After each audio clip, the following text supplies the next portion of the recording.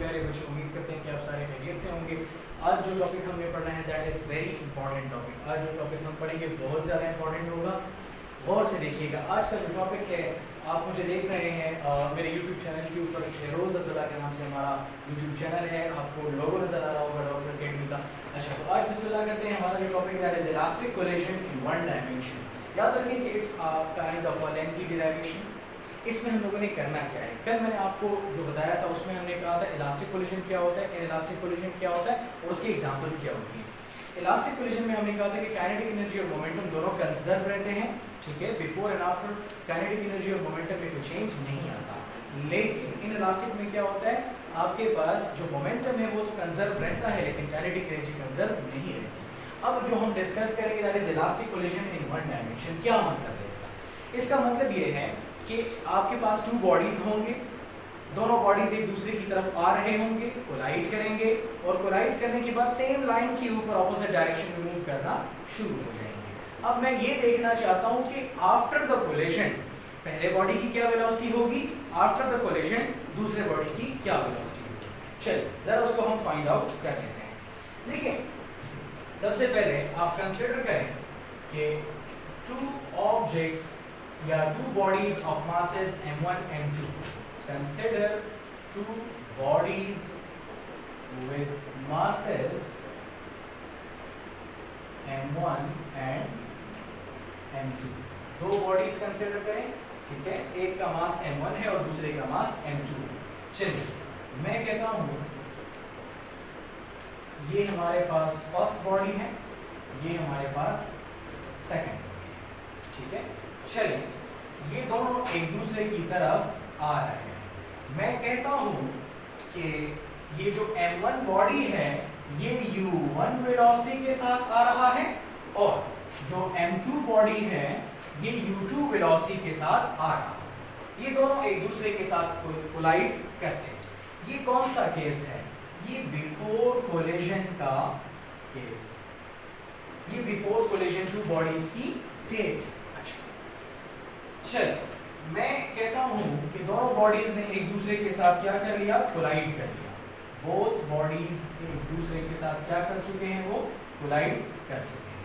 The same as आपके पास m1 body है, ये आपके पास m2 बॉडी है। चलें अब कोलाइड करने के बाद अगला स्टेप क्या हो रहा है, ये ड्यूरिंग कोलिजन का केस है, ये ड्यूरिंग कोलिजन। उसके बाद क्या होता है, कोलाइड करने के बाद दोनों बॉडीज ऑपोजिट डायरेक्शन में जाना शुरू हो जाते हैं। चलिए ये m1 है और ये m2 है। कोलाइड करने के बाद ये बॉडी इस डायरेक्शन में मूव कर रहा है, ये बॉडी इस डायरेक्शन में मूव कर रहा है, लेकिन लाइन सेम है, सेम लाइन के ऊपर मूव कर रहे हैं। और चलिए मैं कहता हूं कि ये जो बॉडी है ये v1 वेलोसिटी, पहला जो बॉडी मास m1 है वो v1 वेलोसिटी से जा रहा है और जो दूसरा बॉडी है जिसका मास m2 है वो v2 वेलोसिटी के साथ जा रहा है, लेकिन अपोजिट डायरेक्शन में जा रहा है। अब हम देखते हैं कि अगर दो बॉडीज एक दूसरे के साथ सेम लाइन के ऊपर मूव कर रहे होते हैं, टुवर्ड्स आ जाते हैं एक दूसरे के और कोलिजन करने के बाद ऑपोजिट डायरेक्शन में मूव करते हैं, तो हम v1 की इक्वेशन फाइंड करेंगे और v2 की इक्वेशन फाइंड करेंगे। सही हो गया। अब वो इक्वेशन हम कैसे फाइंड करेंगे, सिंस हम बात किस चीज की कर रहे हैं, हम इलास्टिक कोलिजन की बात कर रहे हैं, तो दो बातें तो होना फिक्स्ड है। पहला काइनेटिक एनर्जी भी कंजर्व होना चाहिए और मोमेंटम भी क्या होना चाहिए, कंजर्व होना चाहिए। चलिए अब हम लोग डिराइवेशन करेंगे।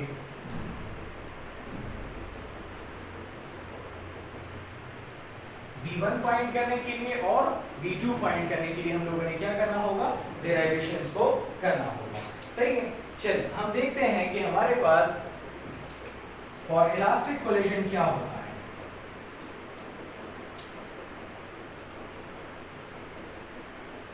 फॉर इलास्टिक कोलिजन आपको मालूम है कि मोमेंटम क्या रहना चाहिए, कंजर्व रहना चाहिए। स्टेप नंबर 1, इनिशियल मोमेंटम और फाइनल मोमेंटम आपस में क्या होने चाहिए, इक्वल होने चाहिए या सेम होने चाहिए। चलिए हम देखते हैं कि इनिशियल मोमेंटम हमारे पास क्या था, initially body of mass m1 था और ये 1 वेलोसिटी से जा रहा था, बॉडी ऑफ मास m2 था और u2 वेलोसिटी के साथ जा रहा था। तो मतलब ये है कि हमारे पास जो इनिशियल मोमेंटम आएगा m1 u1 पहले बॉडी का मोमेंटम प्लस m2 u2 दूसरे बॉडी का मोमेंटम, दो बॉडीज के मोमेंटम बिफोर कोलिजन, तो इनिशियल मोमेंटम हमने फाइंड कर लिया। चलिए अब फाइनल मोमेंटम की तरफ जाते हैं। आफ्टर कोलिजन, कोलिजन करने के बाद पहले बॉडी की जो मास है, मास तो नहीं चेंज होता, वेलोसिटी चेंज हुई है ना, तो पहले बॉडी का जो मोमेंटम हो जाएगा वो हो जाएगा m1 v1 और दूसरे बॉडी का जो मोमेंटम होगा that will B m2 v2 plus m2 v2। सही हो गया यहाँ तक?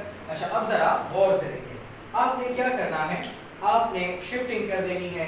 फॉर एग्जांपल मैं इस तरह करता हूँ कि इसको इधर शिफ्ट कर लें और इसको इधर शिफ्ट कर लें।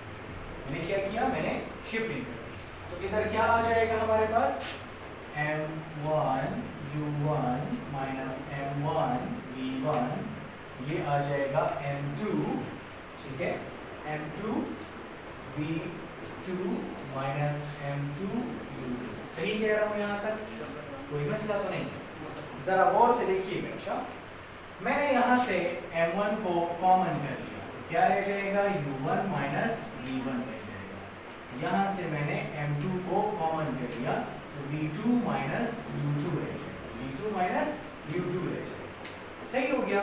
चलिए इसको हम कहते हैं कि ये हमारे पास क्या है, इसको हम कहते हैं कि ये हमारे पास equation number 1, this is our equation number 1। यहाँ तक कोई मसला तो नहीं है? ये स्टेप 1 था। अब चलते हैं जरा स्टेप 2 की तरफ कि स्टेप 2 में क्या हो रहा है। हम लिखते हैं स्टेप नंबर 2। जैसा कि आपको मालूम है हम बात कर रहे हैं इलास्टिक कोलिजन की, तो इलास्टिक कोलिजन में तो सिर्फ मोमेंटम नहीं बल्कि काइनेटिक एनर्जी भी कंजर्व होता है। तो हम कहेंगे कि kinetic energy initial should be equal to kinetic energy final. दोनों आपस में क्या होने चाहिए, बराबर होने चाहिए या सेम होने चाहिए। मुझे पता है कि पहले बॉडी की जो काइनेटिक एनर्जी थी बिफोर कोलिजन जो थी m1 u1 स्क्वायर होगा, क्योंकि पहले बॉडी की वेलोसिटी तो u1 है ना, काइनेटिक एनर्जी का फार्मूला 1/2 mv स्क्वायर होता है। बिफोर कोलिजन पहले बॉडी की वेलोसिटी तो u1 थी, तो मैं कहूंगा u1 स्क्वायर। बिफोर कोलिजन दूसरे बॉडी की जो काइनेटिक एनर्जी थी that was m2 u2 square. सही कह रहा हूं? अच्छा आफ्टर कोलिजन क्या होगा, आफ्टर कोलिजन पहले बॉडी की जो वेलोसिटी हो जाएगी that is m1 v1 square, क्योंकि वेलोसिटी तो v1 हमने रिप्लेस कर दिया ना v2, हमने u1 और v1 इसलिए लिखा है ताकि हमें ये पता लग सके कि बिफोर कोलिजन का कौन सा केस है और आफ्टर कोलिजन का कौन सा केस है। सही हो गया यहाँ तक? अब जरा देखिए, ये हो जाएगा 1/2 m2 v2 स्क्वायर। कोई मसला तो नहीं है यहाँ तक क्लियर है? चलो गुड।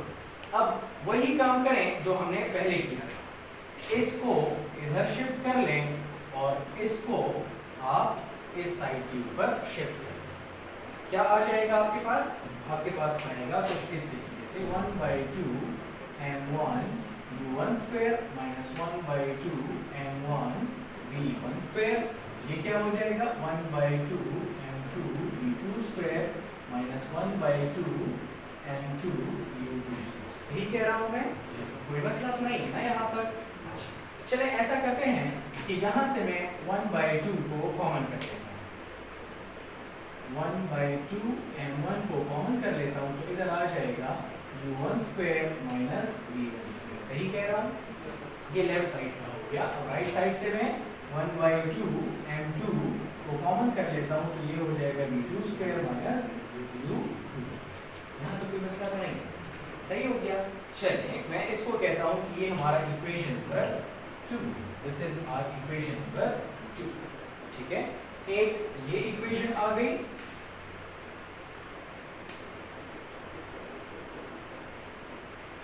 एक ये इक्वेशन है और दूसरी ये इक्वेशन। दो इक्वेशन हमारे पास आ गई। सही हो गया। चल इसके बाद हम जाते हैं जरा स्टेप नंबर 3 की तरफ। अच्छा स्टेप नंबर 3 में आपने क्या करना है, आपने इक्वेशंस को डिवाइड करना है, ठीक है। आपने इक्वेशन 2 को इक्वेशन 1 पे डिवाइड करना है, इक्वेशन 2 को इक्वेशन 1 पे डिवाइड करना है, सही है। तो आप लिखेंगे डिवाइडिंग इक्वेशन 2 बाय 1v, क्या मिलेगा आपको, याद रखें लेफ्ट साइड पे डिवाइड होगा, राइट साइड पे डिवाइड होगा, सही है। इससे क्या आएगा वो से देखें। अच्छा, इसको आगे प्रोसीड करने से पहले मैं एक काम कर लेता हूँ, इस तरह करते हैं कि इस 1/2 को इस 1/2 से क्या कर लेते हैं, फिनिश कर लेते हैं, कैंसिल कर लेते हैं, इससे आ जाएगा। अब देखिए ये बच गया है ना, तो m1 u1 square minus v1 square, ये इक्वेशन 2 का लेफ्ट साइड है, तो ये इक्वेशन 1 के लेफ्ट साइड पे डिवाइड होगा और that is u1 minus v1, ठीक कह रहा हूँ। अच्छा, आगे चलते हैं, यहाँ पर क्या रह गया था इक्वेशन में हमारे पास, m2 v2 square minus u2 square, सही हो गया। और हमारे पास इक्वेशन 1 का क्या है जी, right side, m2 v2 minus u2, सही कह रहा हूँ यहाँ तक। अच्छा, अब जरा गौर से देखते हैं, ये हो जाएगा, ये m1 इस m1 से फिनिश, ये m2 इस m2 से फिनिश, सही हो गया। अच्छा, अब जरा गौर से देखें, हमारे पास एक फार्मूला था, आपने पढ़ा होगा a square minus b square equal to a plus b into a minus b, third formula था मैथ्स का। क्या ये a square minus b square में अप्लाई हो सकता है ना फार्मूला, तो हम लिखेंगे कुछ इस तरीके से, देखें ये हो जाएगा u1 plus v1 u1 minus v1, ऐसे हो जाएगा। इसको हम यूं भी लिख सकते हैं, ये हम थोड़ा सा विजिबल लिख लेते हैं, u1 प्लस v1 और u1 माइनस, ठीक कह रहा हूँ। अच्छा, अब नीचे हमारे पास क्या रह गया भाई, that is u1 minus v1, ये रह गया। अब राइट साइड पे देखते हैं, दो इक्वेशन आप इकट्ठा नहीं लगा सकते, तो लेफ्ट वाले को एम्प्लॉइज में कन्वर्ट करना होता है। चल, ये हो जाएगा v2 प्लस u2 और v2 माइनस u2, सही कह रहा हूँ ना, यहाँ तक कोई मसला तो नहीं है जी। अब जरा और से, ठीक है, यहाँ पर आ जाएगा v2 माइनस u2, ओके। अब जरा कटिंग कर लें, यहाँ पर क्या हो जाएगा जी, देखें ये वाला जो टर्म है ये इससे फिनिश हो जाएगा, ये वाला जो टर्म है इससे फिनिश हो जाएगा। आपके पास क्या रह जाएगा, आपके पास जो टर्म्स रह जाएंगे तो उससे क्या आ जाएगा आपके पास, u1 plus v1 is equal to v2 plus u2, ऐसे ही हो जाएगा, ठीक है। अब जरा और से देखें, ठीक है, ये टर्म आ गया। इस तरह करते हैं कि आपके पास इसको थोड़ी सी चेंज कर लेते हैं, u को u के पास कर लेते हैं और v को v के पास कर लेते हैं, सही रीअरेंजिंग करते हैं, इसको हम इधर शिफ्ट कर लेते हैं और इसको हम इधर शिफ्ट कर लेते हैं, सही हो गया। इससे आ जाएगा u1 minus u2 equal to v2 minus v2, ऐसे आ जाएगा। या इसको मैं अगर चाहूँ तो u भी लिख सकता हूँ, अगर मैं इनसे माइनस कॉमन ले लूँ तो v1 माइनस v2 लिख सकता हूँ, अंदर जरा मल्टीप्लाई करें, minus plus minus v1 minus minus plus v2, बात तो एक ही है, मैंने माइनस को कॉमन ले लिया। मतलब ये है कि दोनों बॉडीज की velocities before and after collision क्या थी, ऑपोजिट थी। ये माइनस साइन क्या शो कर रहा है कि दोनों bodies before and after collision की वेलोसिटीज एक दूसरे की क्या हुई, ऑपोजिट हुई, सही हो गया। अब जरा और से देखते हैं, सही। अच्छा,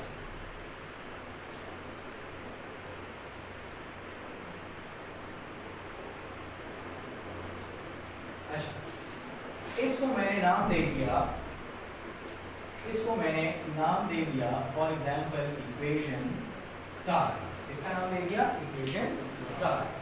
आ जाते हैं स्टेप नंबर 4 की तरफ, ठीक है। मैंने v1 की वैल्यू निकालनी है कहां से, इक्वेशन नंबर स्टार से। कहाँ से निकालनी है इक्वेशन नंबर स्टार से। तो आप लिखेंगे कि finding the value of V1 from equation star we get. Equation star से जब आप निकालेंगे तो क्या मिलेगा आपको, और से देखिए ये हो जाएगा इक्वेशन स्टार एम्प्लॉइज क्या करता है कि इक्वेशन स्टार है क्या, पहले तो जरा वो तो समझ लेना। ये तो इक्वेशन स्टार है ना, पहले इक्वेशन तो लिखें ना, इक्वेशन क्या है। अब मुझे यहाँ से V1 की वैल्यू चाहिए ना, तो मैं इस वाले टर्म को कहाँ शिफ्ट कर लेता हूँ, राइट साइड पे शिफ्ट कर लेता हूँ। सही हो गया। अब जरा देखें इससे क्या आ जाएगा, V1 equal to V2 plus U2 minus U1, यही आ जाएगा, ऐसे ही आ जाएगा।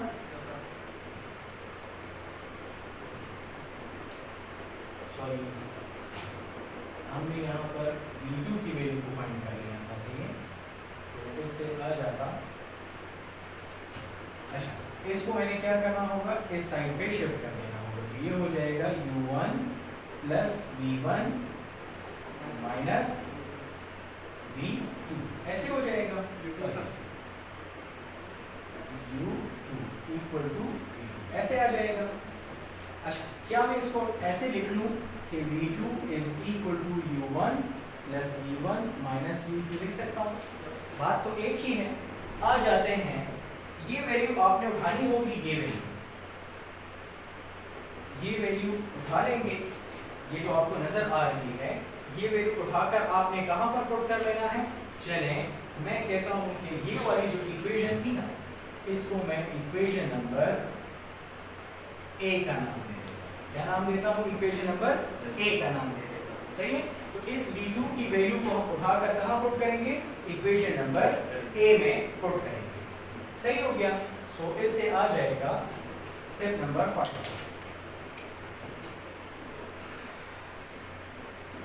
Step number 5, सही है।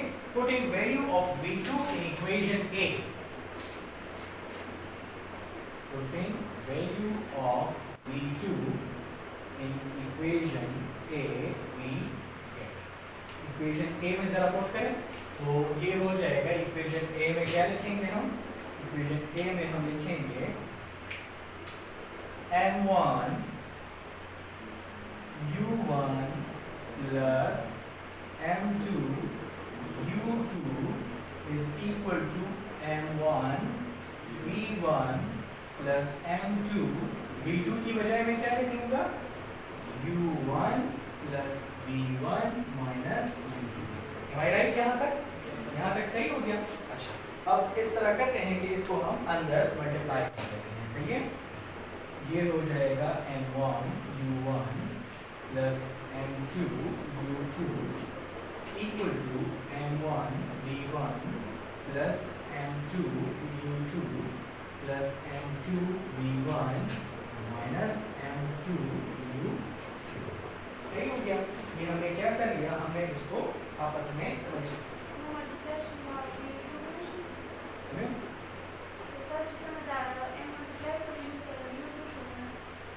M2 U1 ये वाला M2 U1 हो जाएगा, M2 V1 हो जाएगा और M2 U2 हो जाएगा, यहाँ पे कोई मसला तो नहीं। अब हमने क्या करना है कि M2 U1 को शिफ्ट करना है लेफ्ट साइड पे, M2 U1 को शिफ्ट करते हैं, M2 U1 को हम इधर शिफ्ट कर लेते हैं और साथ में M2 U2 को भी शिफ्ट कर लेते हैं, ठीक है, इसको भी हम इधर शिफ्ट करेंगे, ये दो टर्म्स हम शिफ्ट करेंगे। अब जरा देखते हैं कि इससे क्या आता है। अच्छा, आपके पास जो इक्वेशन ऑलरेडी मौजूद है वो कौन सी इक्वेशन है, आपके पास जो इक्वेशन मौजूद है already, that is which one, M1 U1 plus M2 U2, सही है। ये लेफ्ट साइड पे ऑलरेडी मौजूद था, मैंने ये वाला टर्म और ये वाला टर्म इस साइड पे शिफ्ट किया, तो ये हो जाएगा ये वाला टर्म हो जाएगा माइनस M2 U1 हो जाएगा और ये वाला टर्म इधर आकर क्या हो जाएगा, plus M2 U2 plus M2 U2 is equal to, right side पे कौन से दो टर्म्स रह जाएंगे, m1 v1 रह जाएगा, m1 v1 रह जाएगा और m2 v1 रह जाएगा, m2 v1 रह जाएगा। सही हो गया? अब जरा गौर से, सही हो गया ना भाई?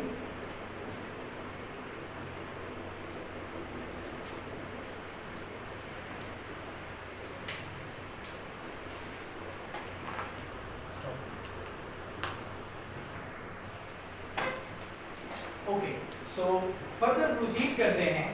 आपको इस इक्वेशन में नजर आ रहा है कि आपने क्या किया, आपके पास ये वाला टर्म और ये वाला टर्म, क्या ये दोनों एक जैसे टर्म नहीं, एक जैसे टर्म है ना, तो ये हो जाएगा m1 u1 minus m2 u2 1 m2 u2 plus m1 m2 u2, तो क्या आ जाएगा 2 m2 u2 नहीं हो जाएगा, डबल हो गया ना।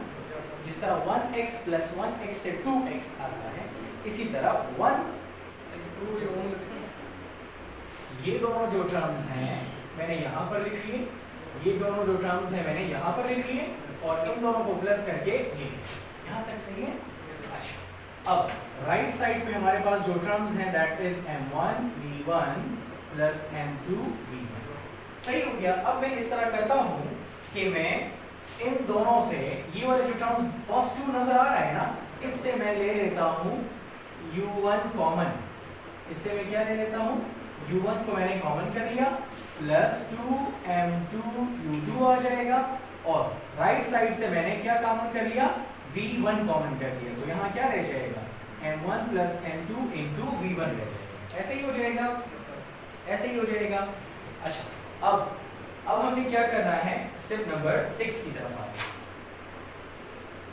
स्टेप नंबर 6, आपने इक्वेशन के दोनों साइड्स पे, आपने इक्वेशन के दोनों साइड्स पे क्या करना होगा, m1 प्लस m2 को डिवाइड करना होगा ताकि v1 की वैल्यू हमारे पास आ जाए। सही है? तो आप लिखेंगे dividing m1 plus m2 on both hand sides we get। आप जब दोनों साइड पे डिवाइड करेंगे तो आपको क्या मिलेगा, हम जरा इक्वेशन बोर्ड के इस साइड पे लिखते हैं। ये साइड इरेज कर दूं, ये वाली साइड इरेज कर देता हूँ। सही है? अच्छा, अब जरा गौर से देखिए, ठीक है?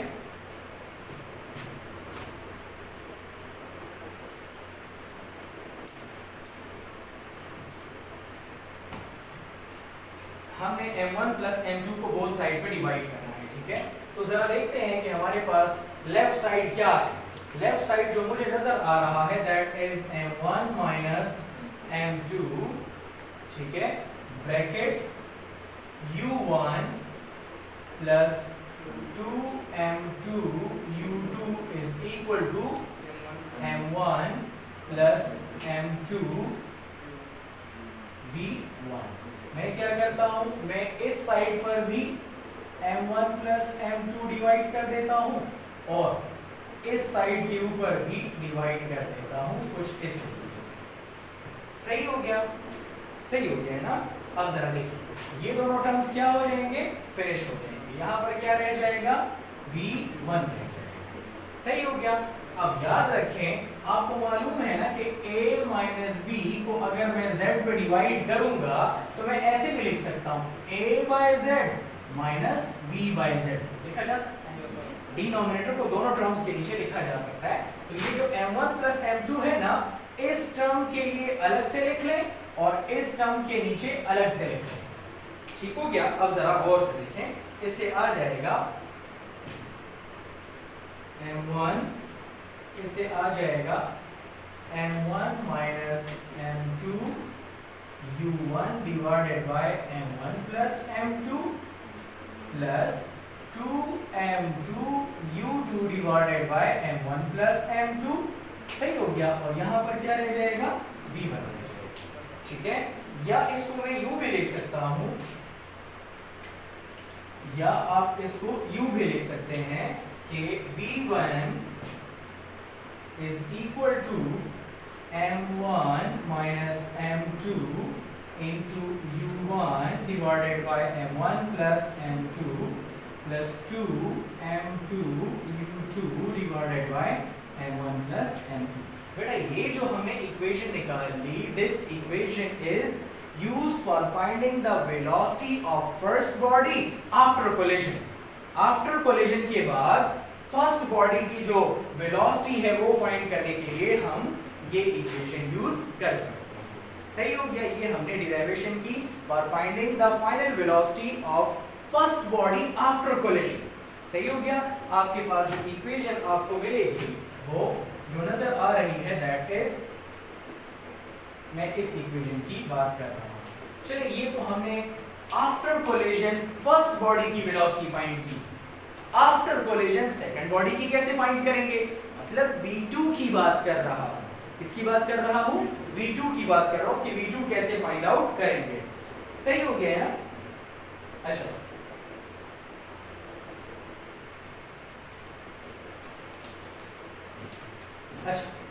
स्टेप नंबर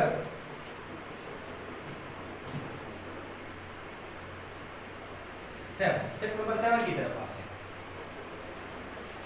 मुझे ये बताइए कि जब मुझे v1 की फाइनल इक्वेशन चाहिए थी, जब मुझे v1 की फाइनल इक्वेशन चाहिए थी तो उसके लिए मैंने क्या चीज रिप्लेस की थी, v2 की वैल्यू रिप्लेस की थी। मतलब मैंने इक्वेशन स्टार के अंदर रिप्लेसिंग की थी और यहां से मैंने v2 की वैल्यू निकाल के रिप्लेसमेंट की थी। कहां पर, इक्वेशन स्टार में। v2 की वैल्यू को इक्वेशन स्टार में मैंने पुट किया था तो मुझे क्या मिला था, v1 फाइनल वैल्यू या फाइनल इक्वेशन ऑफ v1 मिली थी। अगर इस इक्वेशन से मैं v1 की वैल्यू निकाल लूं और उसको इक्वेशन स्टार में पुट करूं तो रिजल्ट मुझे किस चीज का मिलेगा, v2 का मिलेगा। मैंने क्या किया था, मैंने v2 की वैल्यू निकाली थी, इक्वेशन स्टार में पुट किया था तो फाइनल रिजल्ट मुझे v1 की वैल्यू का मिला। अगर मैं इस इक्वेशन से v1 की वैल्यू निकालूं और फिर उसको इक्वेशन स्टार में पुट करूं तो मुझे जो फाइनल रिजल्ट मिलेगा किसका मिलेगा, v2 का मिलेगा। और वो v2 की इक्वेशन क्या होगी वो मैं आपके लिए डायरेक्ट लिख देता हूं। सही है, तो आप लिखेंगे कि similarly if we replace v1 value in equation star, अगर इक्वेशन स्टार में इक्वेशन ए,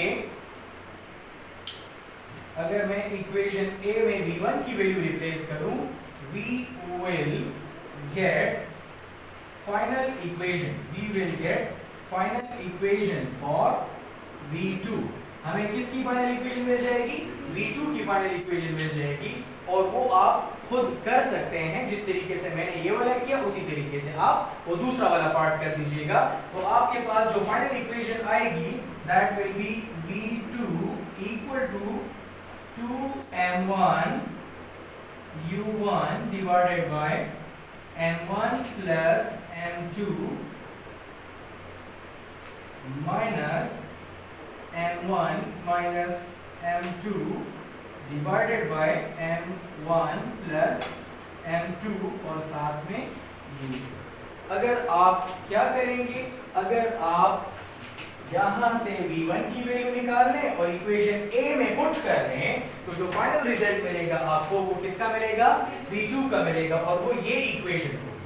ठीक है, ये इक्वेशन जो आपको नजर आ रही है, ये इक्वेशन आप कहां, क्यों और क्यों यूज करेंगे, ये इक्वेशन आप वेलोसिटी या final velocity of second body after collision find out करने के लिए यूज करेंगे। ठीक है, ये ज्यादातर न्यूमेरिकल्स में आता है। आपको v1 और v2 की वैल्यू फाइंड करने का कहा गया होता है, आपको m1 की वैल्यू गिवन होती है, u1 गिवन होता है, m2 गिवन होता है, u2 गिवन होता है और कहते हैं कि v2 फाइंड कर लो। ये इक्वेशन यूज करेंगे इसी तरह आप V1 की इक्वेशन भी यूज करके फाइंड आउट कर सकते हैं। सारी क्वांटिटीज गिवन होंगी, एक अननोन होगा, V1 पर अननोन भी या V2 अननोन भी, ठीक है। बता सो अलग पोजीशन सही शो जी। So this was very detailed lecture of regarding elastic collision in one dimension के वन डायमेंशन में इलास्टिक कोलिजन कैसे होता है।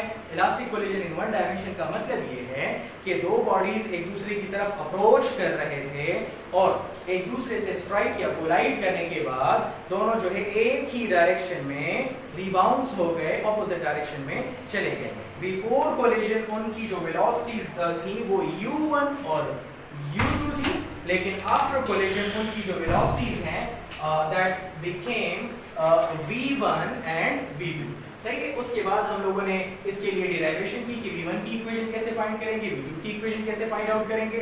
Since we have used elastic collision in one dimension मतलब स्ट्रेट लाइन, वन डायमेंशन का मतलब स्ट्रेट लाइन, हमने elastic collision use की, we applied two conditions for elastic collision. Elastic collision की जो दो कंडीशंस है कि काइनेटिक एनर्जी भी कंजर्व होना चाहिए और मोमेंटम भी कंजर्व होना चाहिए, ये दो कंडीशंस हमने अप्लाई किए।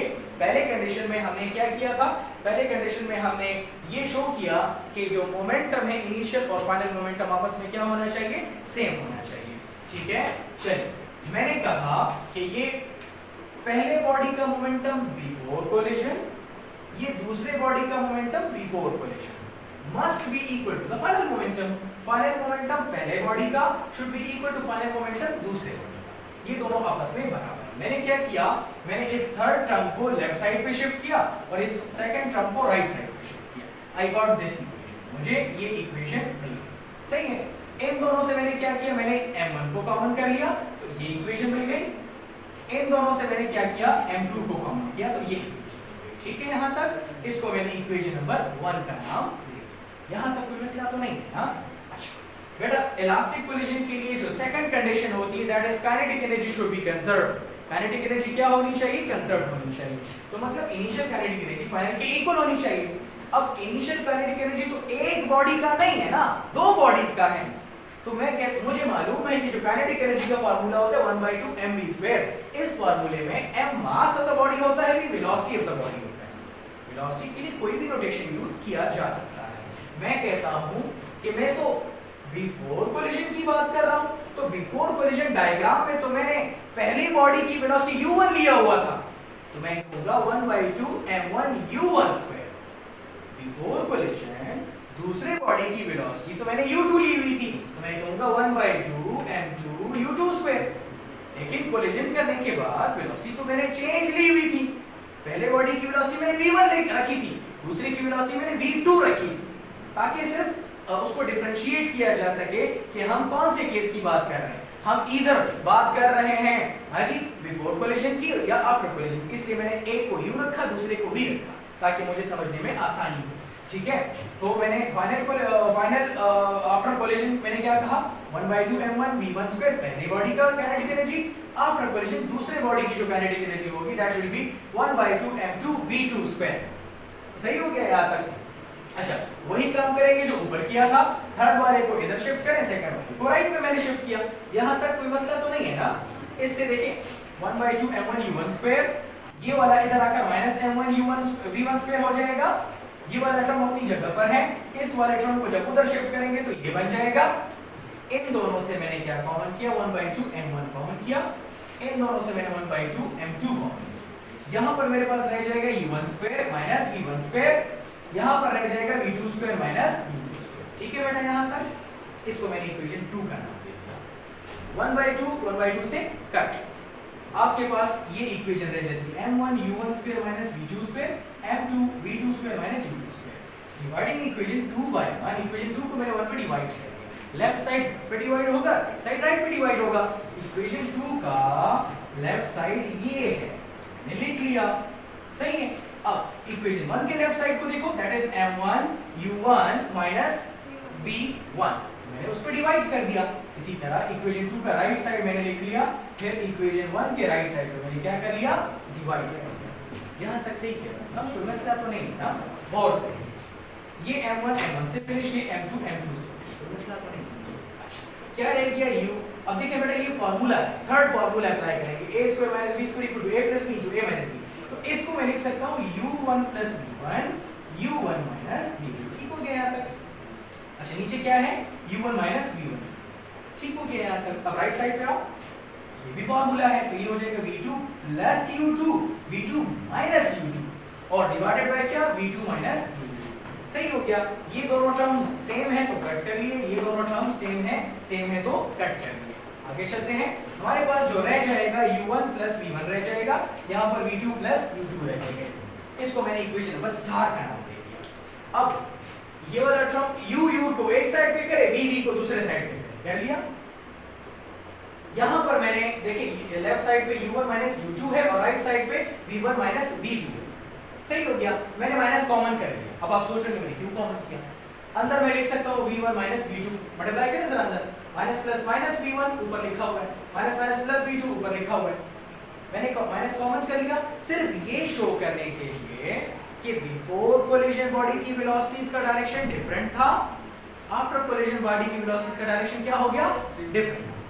अच्छा उसके बाद हम देखते हैं मैंने क्या किया, finding the value of v2। मैंने v2 की वैल्यू निकाली कहां से? इक्वेशन स्टार से। ठीक है, मुझे पता है कि इक्वेशन स्टार है क्या, u1 plus v1 equal to u2 v2 plus u2। ये क्या है मेरे पास? ये इक्वेशन नंबर स्टार है। मुझे v2 चाहिए ना, u2 तो नहीं चाहिए, मैंने इसको इधर शिफ्ट कर दिया। ठीक है, तो ये कुछ इस तरीके से आ गया, या मैं लिख सकता हूं कि v2 की ये इक्वेशन है। ठीक है, अब इस इक्वेशन की v2 की इक्वेशन को उठाकर मैंने कहां पर पुट किया? इक्वेशन a के अंदर पुट किया। कहां पर पुट किया? इक्वेशन a के अंदर इसको मैंने पुट कर दिया। अब देखो इक्वेशन a में ये वाला टर्म एज इट इज मैंने लिख दिया, ये m1 v1 as it is लिख दिया, m2 अपनी जगह पर लिख दिया। सिर्फ v2 की जगह मैंने क्या कर दिया? उसकी वैल्यू को रिप्लेस कर दिया। अब मल्टीप्लाई करें जरा अंदर, जब आप मल्टीप्लाई करेंगे ना, इसको इसके साथ भी करें, इसको इसके साथ भी करें और इसको इसके साथ भी मल्टीप्लाई करें। ठीक हो गया। जब मल्टीप्लाई हमने कर लिया, लेफ्ट वाले टर्म्स तो वैसे ही हैं, राइट वाले में m1 v1 वैसे ही है, m2 को u1 से किया तो ये आ गया, m2 को v1 से किया तो ये आ गया, m2 को u2 से किया तो ये आ गया। अब मैंने क्या किया, ये वाला टर्म इधर शिफ्ट किया और ये वाला टर्म मैंने इधर शिफ्ट किया। जब इसको मैंने शिफ्टिंग कर ली तो मेरे पास जो इक्वेशन आ गई वो ये थी, m1 u1 plus m2 u2 minus वाले टर्म इधर आ गए और राइट साइड पे मेरे पास सिर्फ m1 v1 plus m2 v1 रहे। ठीक हो गया। अब जरा मैं देखता हूं, मुझे पता है कि ये जो m2 v2 लेफ्ट साइड के ऊपर, ये भी m2 u2 और ये भी m2 u2, क्या डबल नहीं हो जाएंगे? डबल हो जाएंगे। मैंने लिख दिया 2m2 u2 और ये जो दो टर्म्स थे वो मैंने वैसे ही लिख दिए जिस तरह वो हैं, इक्वल टू जो टर्म्स थे वो भी मैंने वैसे ही लिख दिए। अब इन दोनों टर्म्स में आपको नजर आ रहा है कि u1 कॉमन है ना? मैंने ले लिया u1 कॉमन, तो क्या रह गया यहाँ पर? m1 माइनस m2 रह गया। मैंने इससे u1 को कॉमन कर लिया plus m2 u2 equal to जो राइट वाला टर्म्स था उससे मैंने v1 कॉमन कर लिया। क्या कॉमन कर लिया? v1 कॉमन कर लिया। ठीक है, dividing both hand sides by m1 plus m2, दोनों साइड को मैंने m1 प्लस m2 पे डिवाइड कर दिया। अब देखें यहाँ पर भी मैंने डिवाइड किया और यहाँ पर भी डिवाइड किया, तो ये वाला जो टर्म है यहाँ पर तो कैंसिल हो गया, यहाँ पर मुझे क्या मिला? v1 मिला। क्या मिला? v1 मिला। सही हो गया। और राइट साइड पे जो टर्म है m1 प्लस m2, पहले वाले टर्म के लिए अलग से डिवीजन कर लो, दूसरे वाले टर्म के लिए अलग से डिवीजन कर लो, या मैं इसको यूं भी लिख सकता हूं कि v1 इक्वल टू दिस या दिस इक्वल टू दिस, एक ही बात है। v1 की इक्वेशन आ गई। याद रखें, अगर आप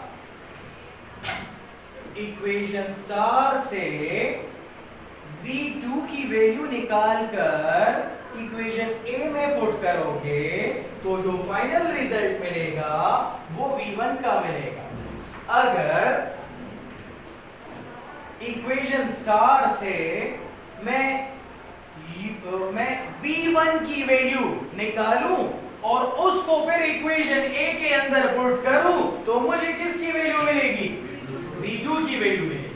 v1 क्या है? v1 is the final equation for finding the velocity of a body after collision and v2 is the final equation for finding the velocity of a body after collision। सही हो गया यहां तक? अच्छा, अब जरा देखें न्यूमेरिकल्स में ये दोनों इक्वेशंस आपने याद रखने हैं। न्यूमेरिकल्स में मोस्टली यूज होता है, ठीक है, आपको कहा जाएगा डिफरेंट क्वांटिटीज आपको दी गई होंगी, जस्ट फार्मूले के अंदर वैल्यूज पुट करके आपको आंसर उसका निकालना। ठीक हो गया। उम्मीद करता हूं कि आज का लेक्चर आपको समझ आया होगा। This is a very lengthy and tricky calculation, अक्सर बच्चों पे इसमें मसला होता है। उम्मीद करता हूं कि आपको समझ आया होगा। ठीक है, कोई भी परेशानी हो, कोई मसला हो, feel free to talk to me. मेरा व्हाट्सएप नंबर आपको स्क्रीन के ऊपर नजर आ रहा होगा 030097933173 मेरा व्हाट्सएप नंबर है। आप मुझे देख रहे हैं मेरे चैनल के ऊपर, शहरोज अब्दुल्ला के नाम से हमारा चैनल है। अगर आपने अभी तक हमारे चैनल को सब्सक्राइब नहीं किया तो काइंडली हमारे चैनल को जरूर सब्सक्राइब कीजिएगा और बेल आइकन को जरूर दबाइएगा और कोशिश करें कि इसको अपने सर्कल के अंदर शेयर करें। इसके अलावा हमारा फेसबुक पेज भी है, आप फेसबुक सर्च बार के ऊपर जाइए, वहां पर टाइप कीजिए Shahroz Abdullah Hyderabad home tuition service, हमारा एक पेज नजर आ जाएगा, तो उसको काइंडली फॉलो भी कर दीजिएगा, रिकमेंड भी कर दीजिएगा और अपने सर्कल के अंदर शेयर भी कर दीजिएगा। इसके अलावा हमारा इंस्टाग्राम पेज भी है, आप इंस्टाग्राम पेज पे जाइए, इंस्टाग्राम पे जाइए और सर्च बार में लिखिए शहरोज_अब्दुल्ला, हमारी आईडी आ जाएगी। कोई मशवरा देना चाहते हैं, कोई बात करना चाहते हैं, कोई कंफ्यूजन क्लियर करना चाहते हैं, feel free to talk to me. इंशाल्लाह हम आपकी खिदमत के लिए हमेशा हाजिर होंगे। Thank you for watching. अल्लाह हाफिज़, फी अमान अल्लाह।